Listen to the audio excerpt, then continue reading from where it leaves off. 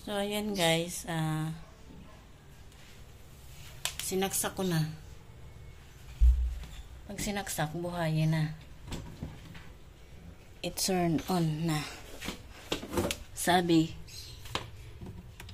isagad.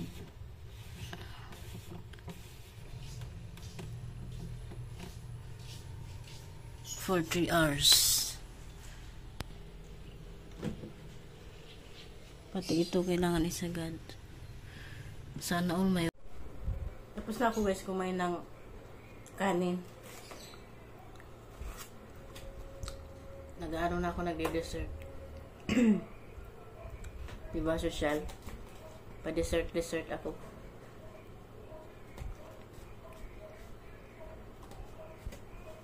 Yung asawa ko nagtatrabaho.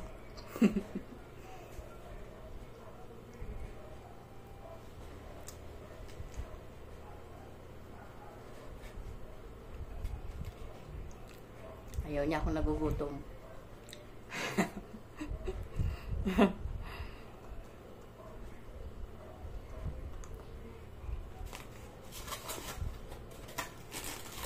Marami pa kasi kung gagawin.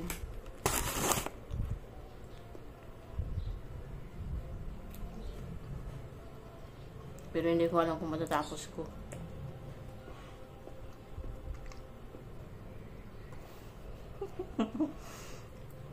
Tinatawanan ko lang kasi hindi ko alam kung paano sisimulan to eh. May dami namin namang langaw.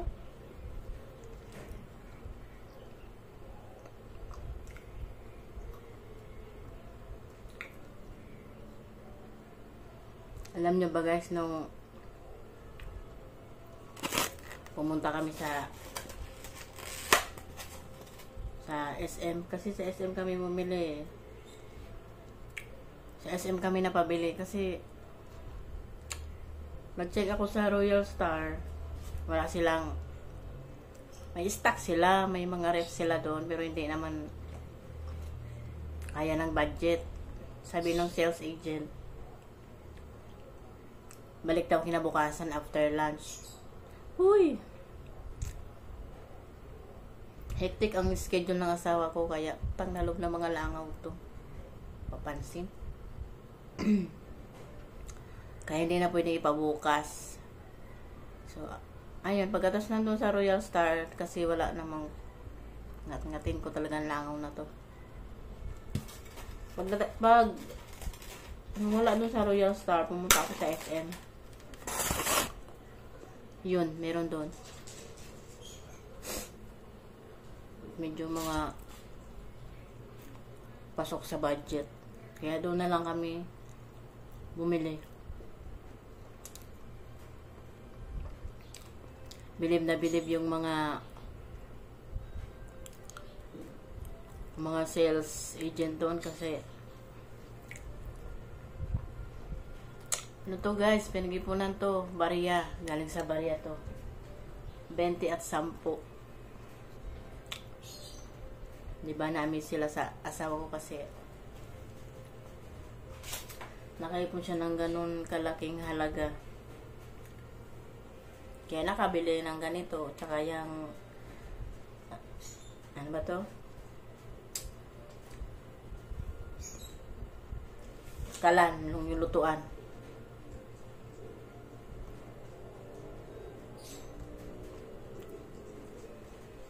Hindi kasi namin kayang bigla yung cash. I mean siya, hindi niya kaya. Hindi na ako kasali kasi anyway, basta. Tumalog.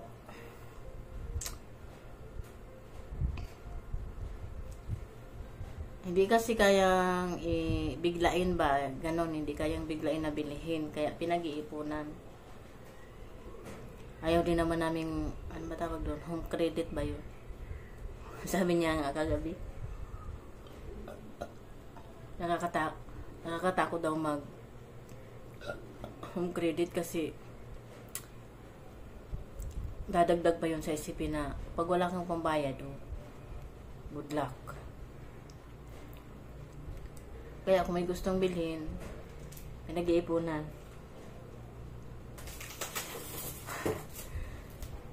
Marami kami guys, ano.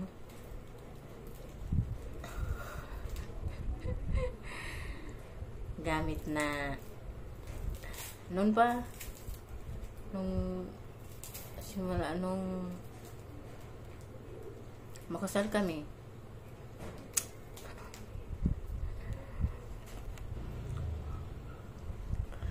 So ayun, nag-cool down muna ako. Medyo naging emo.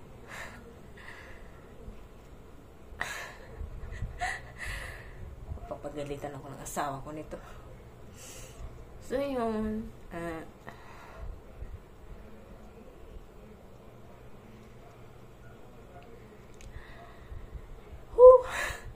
saglit lang.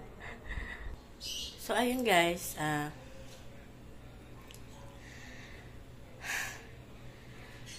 hindi ko na naman mapigilan.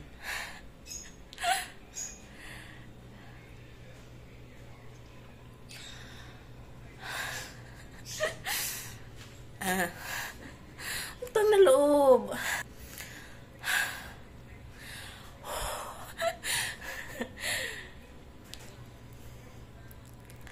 So, ibig ko sabihin, ano ba yan?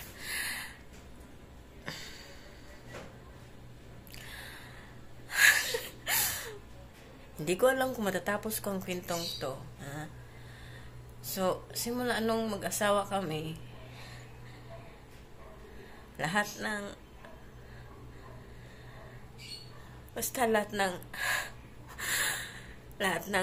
gamit, hindi ko kaya. Ayan, nalibot ko na ang buong bahay. Parang ang laki-laki, no? So, yun, yung mga gamit namin na gusto naming bilhin, na gusto namin na gamit,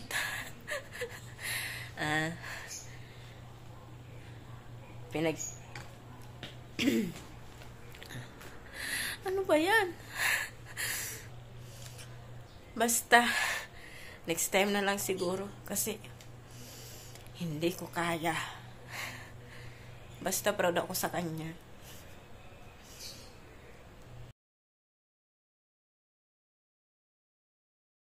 The next day. Hi guys, continuation lang to nung naunang clip. Pagpasensyahan nyo na yun kasi hindi yun makamubun sa nangyari. Anyway, galing ako sa palengke. Kasi namalengke ako. At ito na ang aking mga pinamalengke. Uy, baka naman nakikita nyo. Charot.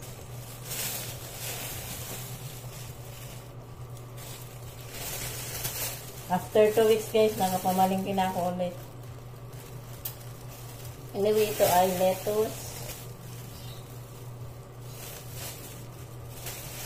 Mais. Talbos ng kamote, yung pula at yung green. At sitaw.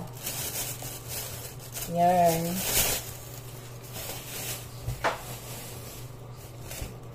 At chicken wings.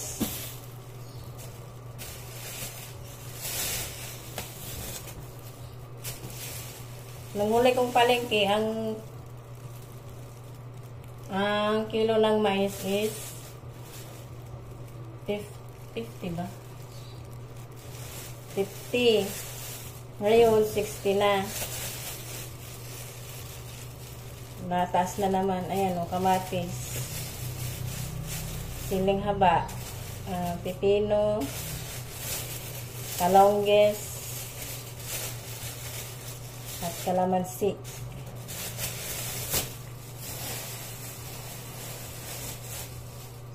Ito naman ay mga fish da.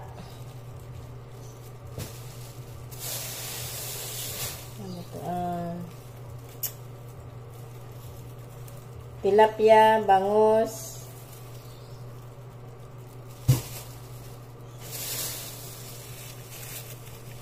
yellow pin, galonggong. Magkakaroon lang ako ng kaliskis sa isda eh.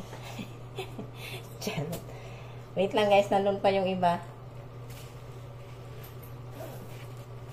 Ito lagi guys, itong bag na to, lagi kung ano tinadala. Pang malakasan to eh.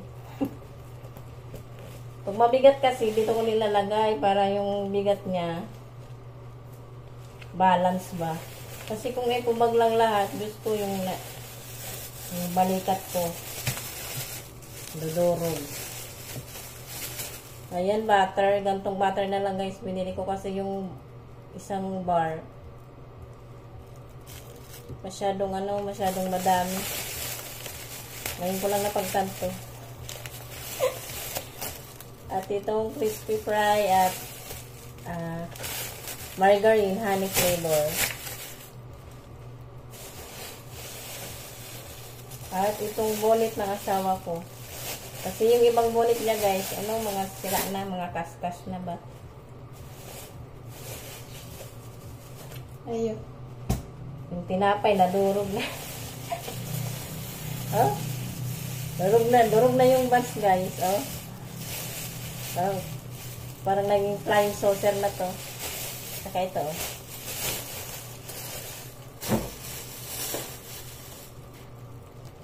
Saka Yakult. Mushroom. Dalawa tong Yakult guys. Dalawa na lang yung nandun sa chiller ng tindahan. Saka itong sinigang. Wala kasing ganito lang guys. Yung hindi nakalagay dito sa plato. Ang meron lang ay yung maliliit. Yung ganito kaliit. Ito na lang kinuha ko.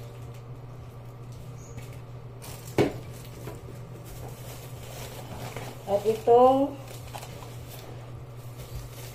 punit na. Dishwashing pearl at powder. Aray. So, yun lang. Yun lang aking pinamili. Kasi, yun lang ang kinaya ng budget. Hindi naman ako nakikita. So, ayan, diba guys, bumili yung asawa ko ng ref at yung kalan. Sa SM Appliance, may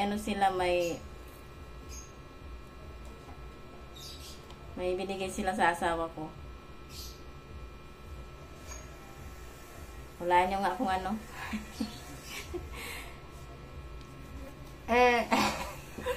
Meron kaya? Charot. Ayan guys, oh.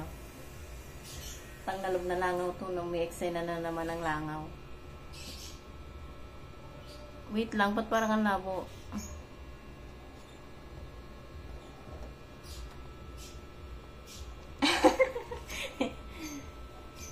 Pwede siya sa Max, sa Yellow Cab, wait lang. Ito sa Pancake House, sa Krispy Kreme. Ano ba to? Teriyaki. Ano ba to? Jumbo Juice. Sizzling steak at saka Densho. Densho's, ano ba to? Resto? So, ayan.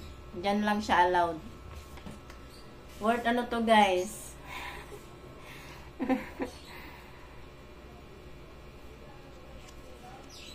Worth.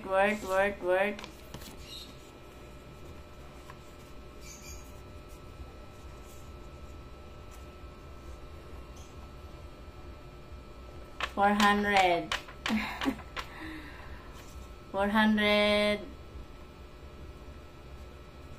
gift certificate galing sa SM Appliance.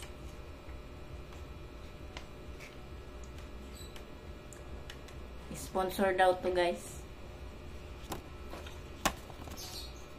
Walang expiration daw to, kaya pero hindi naman to magtatagal.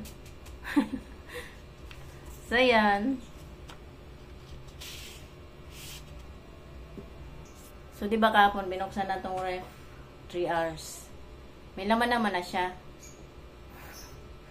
Yung mga dating laman nung mga tinanggalan ng ref. Tapos yung mga binili ko, parang Yakult lang naman na ilalagay, no? So, mamaya, tingnan nyo na lang. Hugasan ko muna yung mga pinabili ko para may lagay ko na dito. Ayan guys, tapos na ako. Kumain muna ako bago ko nilagay dito kasi pinatulo ko. Hinugasan ko yung mga gulay. Ayan na siya. Ayan. Andyan na sila nakalagay. Yung lettuce dyan ko lang nilagay kasi baka madurog eh. Tapos ayan na yung Yakult. Ito guys, ano to yung galonggong kasi yan ang lulutuin ko mamaya. Andito yung butter. Ayan, ito yung galonggong. Ayan yung maraming itlog. So yun lang, yan lang ang laman ng aming ref. Ayan.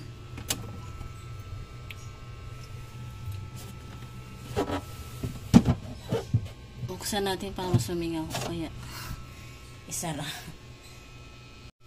Baka napapansin nyo walang sibuyas sa mga binibili ko, sa mga pinamalanggi ko. Alam nyo bang ano? Parang 2 months na akong hindi nabili ng sibuyas kasi yung in-order ng asawa ko, hindi ko alam kung 2 kilos siya no ano. Hanggang ngayon meron pa rin. Andun siya nakalagay sa may casserole. Tingnan nyo. Ayan o. Ano to guys?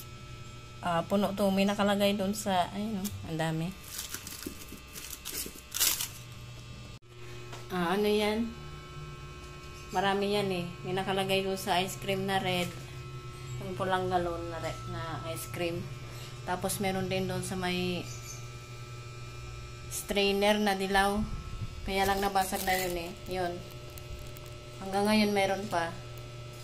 2 months na yan. So yun. Yun lang.